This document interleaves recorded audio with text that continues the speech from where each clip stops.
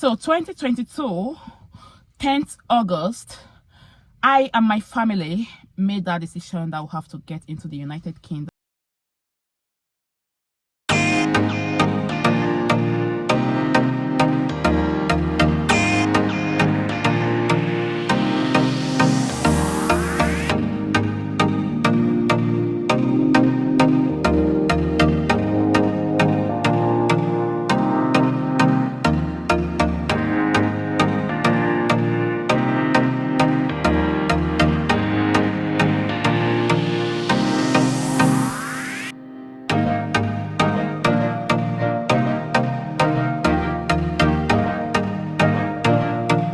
February 2025 makes it 2 years, 6 months, 14 days, 3 hours, 54 minutes, and I think 20 seconds that we got into the United Kingdom. That's 2.5 years, right? It's been tough, a lot of struggles, hopes, thinking if we actually made the right decision. We regretted it at a point. It got to that point where we stood, and we're like, oh, if we had known, maybe I would have just continued my banking job in Nigeria. Honestly, it was with loads of struggles, regrets, hopes. Many things were just going on, things were not going the right way, and I am going to explain to you guys everything I went through, from the first day I stepped foot into this country. Personal lives, getting a job, I got pregnant in between, going to school. Oh my God. Yeah. So if you're interested, please stay with me. Don't go anywhere, because I want to believe that there are so many other people out there that could be facing some of these struggles even as I speak. My videos has always been to encourage you, to let you guys see the reason to smile. Don't just go on regretting, yeah, if I had known, I would have listened to some other people that told me don't even make that bold step, just continue staying where you were, don't even take that risk. Yeah, it's a risk, to be honest. If you are in the United Kingdom as a migrant, you will agree with me that is a risk, because so many things are at stake. Yeah, even your dignity, your prestige, your self-esteem. Coming into another man's land, guys, many things are involved, because this is somewhere you've not been to before. Let me not rush you guys. I will share everything within 10 minutes in this video, so stay tuned. I know you got dressed up for the club. Thank you guys for those of you that subscribed. From the first day I started this channel, I never knew that I would even grow this fast. I think this channel is barely 3 years after I got my other YouTube channel removed from YouTube. Something happened which I've not shared yet. Yeah, I'll tell you guys the story, but it's officially 3 years that I've got this channel on going, and I'm still here. I'm still here. Oh my God, I'm still here. I'm sorry, just in case at some point I get emotional, please forgive me, because sometimes when I do look back. Okay, so 2022, 10th August, I and my family made that decision that we have to get into the United Kingdom. We saw many opportunities here in the United Kingdom, especially when it has to do with education. We know we have universities there in Nigeria, like good universities, but guys, you will believe it when I say that universities back home are nothing to be compared with what we have here in the United Kingdom. So I've been doing research online. I had a couple of friends that have been to the United Kingdom while we were working. People were traveling. Some colleagues will just call you, they are calling you with a foreign number. They're already in the UK, especially UK and Canada. They are doing their masters. And I have always had it in mind that, yes, I would get that. Talking about my masters, okay, but the possibilities of that coming, because I was already occupied. I'm not talking about the money, the financial part of it, because you agree with me that even United Kingdom is more expensive, okay, but for the fact that I am always occupied, I have a full-time job as a banker. Those of you that do not know, I have actually spent like 10 years, no, not up to 10 years, 9 years plus in the banking system. I was at the verge of receiving my 10th year award, okay, before I took that decision to leave. So because I was already occupied with banking job, you know how it is, leave your home as early as possible, you get back home at night. I got kids, so I was thinking, how am I going to achieve this dream of getting my master's without even going for a part-time course, like going back to school full-time? Oh, until when I had that opportunity, I went online that fateful day, and then I discovered a couple of universities here in the United Kingdom. I went through their websites, and University of Derby captivated me. Why? Do you know that, as a matter of fact, I think that university was the only university I applied for. Was it? No, I'm not gonna lie. I applied for Teesside University as well, and their deposit was about £2,000 then, which is a little bit lower, okay. And also I applied for University of Derby, but the thing is that maybe I would have been at Teesside today, yeah, but something happened. Those of you that came in 2022, if you're there or if you're here watching this video and you came into the United Kingdom, you came to Teesside University, or is it University of Teesside, yeah, okay, in 2022, you understand what I'm saying. So between that January and September 2022, something happened. Yeah, nothing bad, sorry, nothing bad. It has nothing to do with the university. The university, as a matter of fact, is called, yeah, it's one of the gorgeous universities here in the United Kingdom. But I think is either they increased their deposits or they were not issuing cash. I can't remember what it was. Yeah, so if you remember, please drop your comment on the comment section. So what happened was that I applied. University of Teesside, they gave me admission, and University of Derby came first.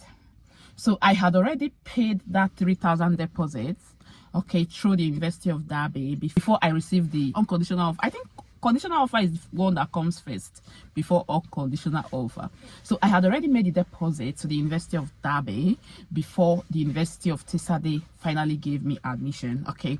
So, and I was like, oh, should I call these people to retrieve back my money, because the deposit there was about £2,000, you know, University of Teesside, and Derby was £3,000. So I was considering the fact that, yeah, we still have to do some other expenses, getting visas, flight tickets and all that. So maybe I should have saved the £1,000, if you understand what I mean. Sorry, I don't want this video to be long, but I will just try, just in case it's longer than 10 minutes, forgive me. So fast forward to after I received the admission, I was among the first people I received their cars in 2022. I mean September intakes. That explains the reason why I got in here on the 10th of August, like over, is it 1 month prior to the resumption of my studies. I was so excited that morning when I got the cars, because I had waited for it for about, I think, 2 weeks. I didn't know that the main struggle was at the front. Yeah. So fast forward to when I applied for my visa, everything was okay. But then on the morning of my biometric, I went to Lagos to do my biometrics. Just there, I was in the queue. I received this email. University of Derby, you guys toyed with my emotions. I hope you are going to apologize for that. I received an email, you know, telling me that I would have to cancel my application. I'm sorry, I cannot display it here, but I'm telling you what happened to me. Because they discovered that the Home Office had not received my new passport number. What happened was that after I applied for my cars, my new passport came out, because I think I applied for my cars with the old passport, and that old passport was about to expire like 6 months, though it was still valid. But I felt, well, instead of me getting to the United Kingdom and then looking for a way to renew, and it was because I had already applied for the passport prior to this time, but because you know how it is now, getting this passport, it was delayed. So the passport came out like few days to biometrics. So immediately I called the school. Yeah, I contacted University of Derby, letting them know that yes, I have received my cars. I have received my passport, and this is a new passport. So if there's anything they need to do, so they said yes, they will have to send the new passport number as a sponsor note. Was it sponsor note? They said, okay, to my school, to Home Office. Okay, then after they will let me know if they have done this. I said, okay, I'll be expecting a call back from you or an email just to notify me that you have done that before I go ahead, you know, with my biometrics. So yeah, a date to my biometrics, I called University of Derby to confirm if they had sent the sponsor note to Home Office. and they confirmed to me the person that spoke. I'm not going to, I remember the name, but I'm not going to say it here. So the guy is a nice guy here. He's been the person picking my calls. Those of us to 2022 sets, I know you guys will know the name of this person. Okay, so this gentleman received my call that evening and reassured me that everything is okay. I got nothing to be worried about. So the next day, I was already in Lagos, coming from Delta State to Lagos. I was already there in the queue. It was almost my turn when I received this email that I will have to cancel my visa application because the Home Office has not received. There's a way they put that email, but it has to do with the passport. Oh my God, I was almost like that. So I summoned courage. My husband was there. He was still at the queue because we went for biometrics together. I didn't even know what was happening. So when I told him, he just said, men now. I said, okay now, so why are we not here? Let's just start going home now. So we were about leaving, but I said, no, I'm not just going to give up. I've always been a struggling lady. Like, I always push. I don't give up. I said, okay, I'm going to give them a ring up. I rang their number immediately and I spoke with that same guy. The guy told me that yes, that they are sorry about this, that that I'll have to cancel. I said, okay. I was about leaving. I now received another email to counter the first email they sent that I should go ahead with the BAM. Just imagine, I should go ahead with the biometrics, guys. So that was how we got our biometrics done. Thank God we were able to achieve that same day, but we left there very late and it was raining. I will never forget that day. VI, okay. So after that, we started waiting for visa, guys. To some other people, it took them like 2 weeks, 3 weeks. But guys, this lady you are seeing here, it took me 2 months plus before I received my visa. And I don't even need to talk much about that. So after that much depression, crying every night, hoping, oh God, hope I've not made a bad decision, because gathering this money is not easy. That was the truth.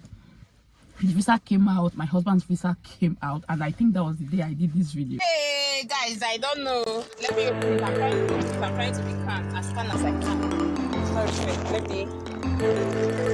Please, Spirit of God. These points here,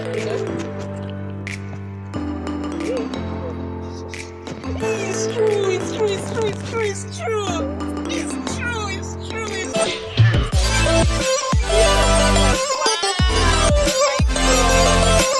I was actually at work.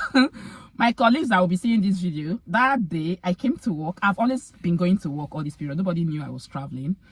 So that morning I came to work. My manager, Madam AC, kudos to you, like shout out to you. So she's one lady I've known to be a very strong woman, and she's always there for not just me, everybody. So I think that morning she called me. She noticed I was down. She called me and she was like, "Blessing, are you okay?" Or in the meeting. Oh no, before the meeting.